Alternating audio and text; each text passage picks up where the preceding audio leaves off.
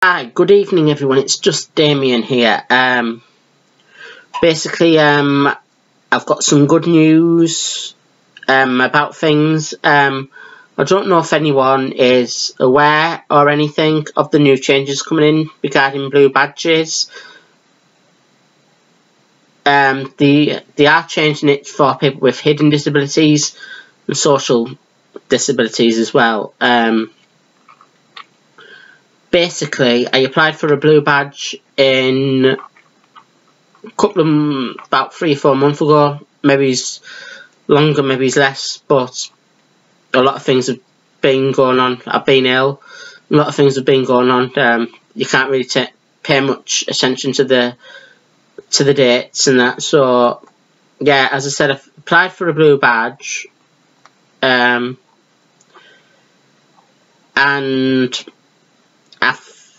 I filled the assessment over the phone, and I put an appeal in. And the blue badge system, you've got 2 stages, I believe, 2-stage appeal. So I put the stage 1 appeal in.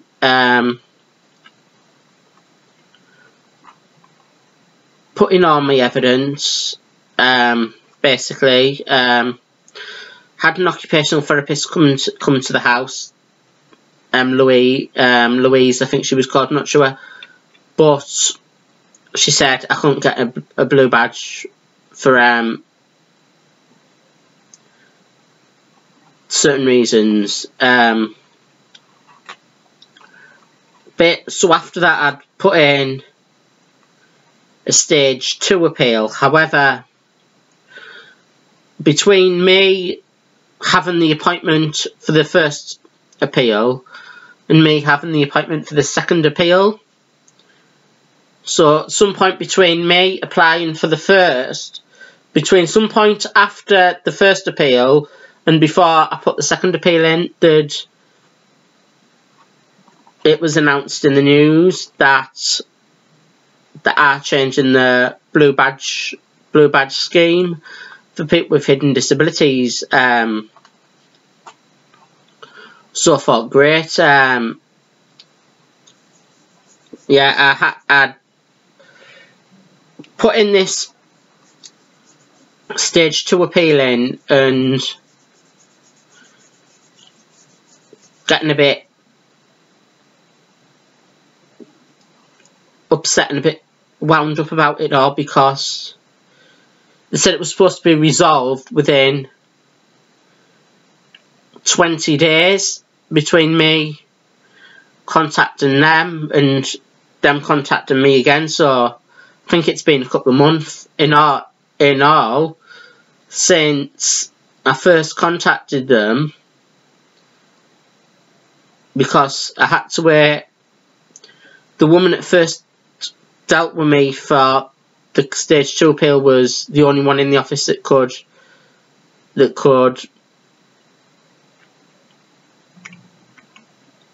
do it, and then she had to wait till another member of staff came back for her, because she had to get the paperwork together. She had to get the paperwork together, and she had to send my stage 2 appeal to someone else, and I think it's taken a good couple of months between my first contact and today. Basically, I was going to take it up with the Ombudsman if I hadn't heard anything back, but it was a good couple of months. Yeah, because I think I had to wait a month or so, like, for this first woman to look into it and then send the details off to this woman. But this woman was, since my details were sent off, it should have taken really up to 20 days, but 20 working days, which is a month, but it's taken longer than that. They did apologise today when I met her, and they've explained the situation why. Basically, with the new guidelines coming into place regarding the blue badge system,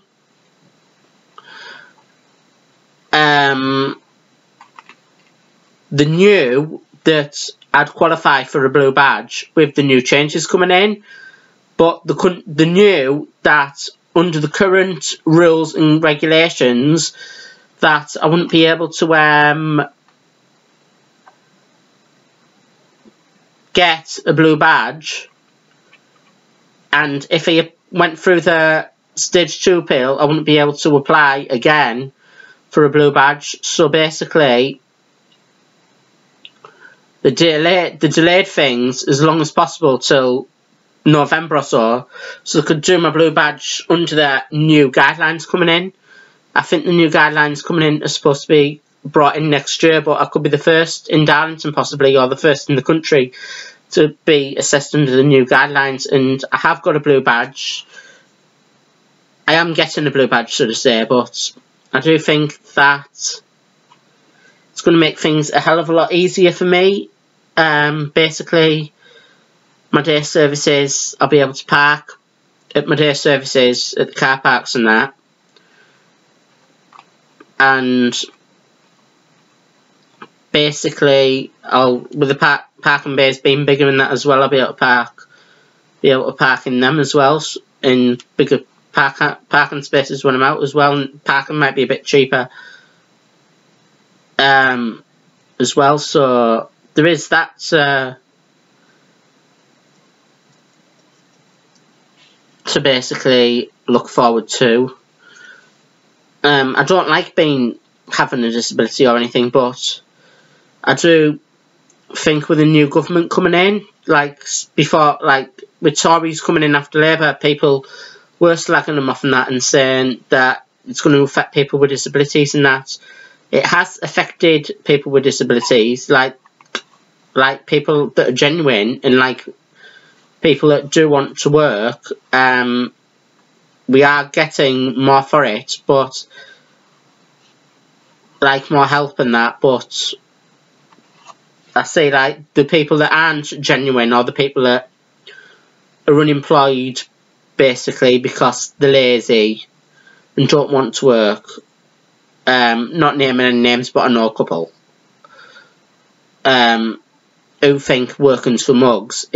They're getting their benefits stopped and that. So I do feel like people that are genuine and people that are really wanting like help and that are starting to get more help, but I still feel that there needs to be more help put in place to help people with disabilities into employment. I did apply for a residential college once to help me into employment. This was a college through the job centre. Well, basically, the assessments, they say they're a college to help people with disabilities, but the assessment criteria for the college is basically too hard to get in. I failed it. So basically, yeah, I do feel like the job centre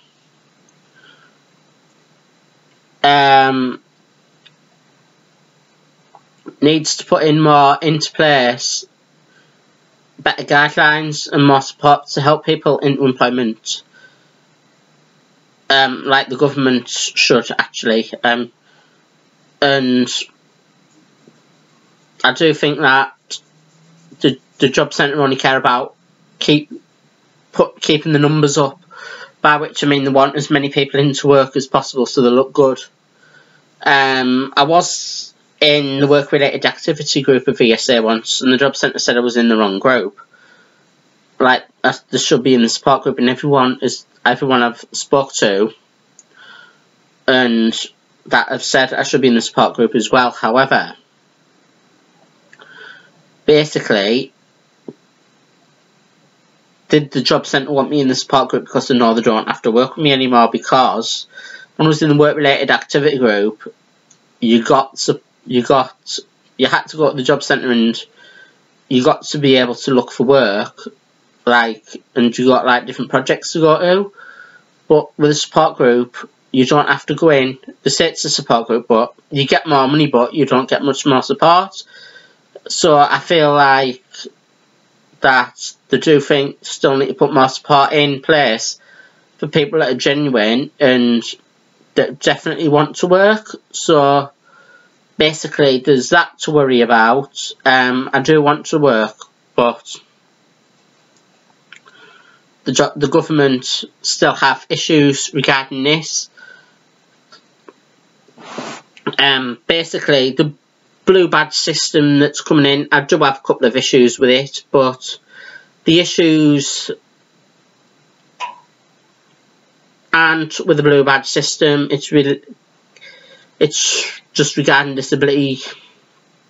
It's just regarding disability in general. You see places that put support for people with disabilities, and like accessibility support, and I had a couple of similar issues with when I went to Benidorm. The problem is, because my disability is hidden, they are changing the guidelines for the blue badge, as I said, for people with social disabilities and hidden disabilities. But the problem is, people automatically stereotype disability as, oh, you're in a wheelchair. But it's not. Basically, with the blue badge system and the places that provide support, they always use the logo of someone sat in a wheelchair, but the blue badge system isn't going to be about that anymore. And they do need to change the logo, in my opinion, to make it something less stereotyped and basically something more modern and something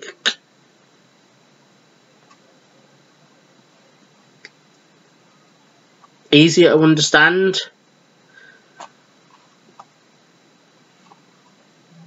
It is easy to understand, but it doesn't include all disabilities. It's just stereotyping people with disabilities in general as people in wheelchairs and that, and it's not. Like, when I went to Benidorm, you booked in support, they took you onto the plane on a special lift thing that's designed for the wheelchair users, and then when you're getting off the plane at the other end, they're automatically meeting you in wheelchairs. And I'm like, I don't need a wheelchair, I'm a fit man, but because my disability is mental,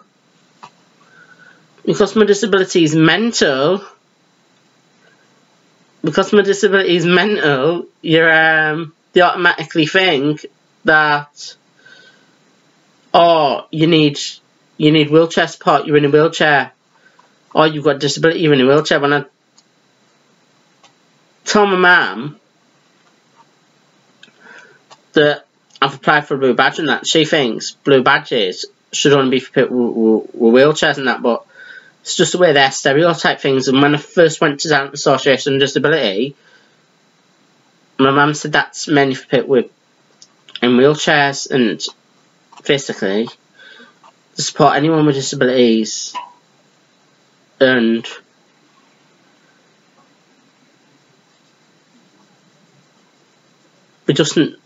disability is not for wheelchairs. We just need to change the disability logo to something more understanding and something less stereotypy. I spoke to my occupational therapist today that did the assessment, and she agrees with me completely. But I am happy that I've challenged the blue badge. I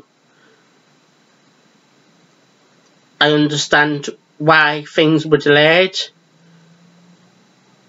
I'd rather the job be done right than not to be done at all. But for me, it's about changing people's aspects of disability and making more awareness in general. As I said, the disability logo, one of the things I do want changing, but I do hope that's to come in the future, to something less stereotypy. And I do hope more employment opportunities do come along to help people with disabilities into employment. I do feel like things are moving forward for me, but I just, sometimes you've got to take 2 steps forward to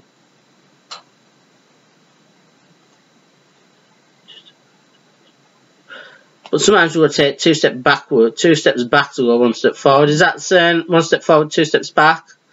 To go 1 step forward, you've got to go 2 steps back and that. So basically, I am doing things to help me into employment. I'm attending Step Forward Tees Valley, and through that, I'm doing an autism.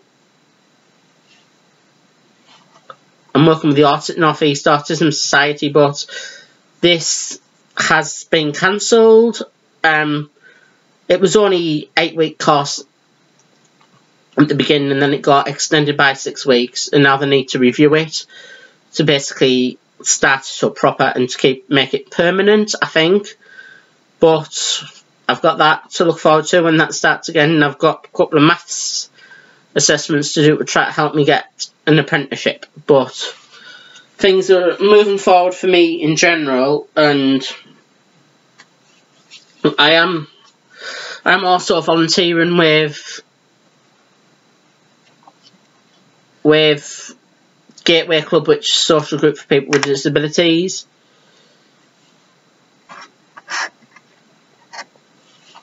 And as I've said in a previous video, when I mystery shopped LNER and they didn't give me the support that I required, basically I'm using that money, the refund back, to buy some raffle tickets. To buy some raffle prizes for the Christmas raffle at Gateway, because I spoke to Sue about it, the manager of the group, and she said, we'll make more money for the club if you buy raffle prizes. So basically, if you bought raffle prizes for the Christmas raffle, and we'll get more money that way. So basically, the mystery shop I did, people think I'm just greedy and I like complaining, and I'm doing it for the money and getting free things when I'm not. It's for me. It's making awareness to people with disabilities, pushing forward, fighting society, fighting the beliefs, and if I get any compensation for it, the money's going straight back in. It's going straight back into a disability charity or a disability group, because that way the money's going back into helping people for beliefs and that I'm trying to fight in for the right cause. So I've got that to do. I've got a couple of things lined up in a couple of weeks, like this maths and English assessment that I have to do, which I've been delaying because I've had this virus going about. I do feel a bit better now, but I'm still a bit chesty. But the nurse practitioner, which is halfway between nurse and a doctor, said it could take 14 to 21 working days to clear up, so I've delayed it another week, so it's going to be 2 weeks.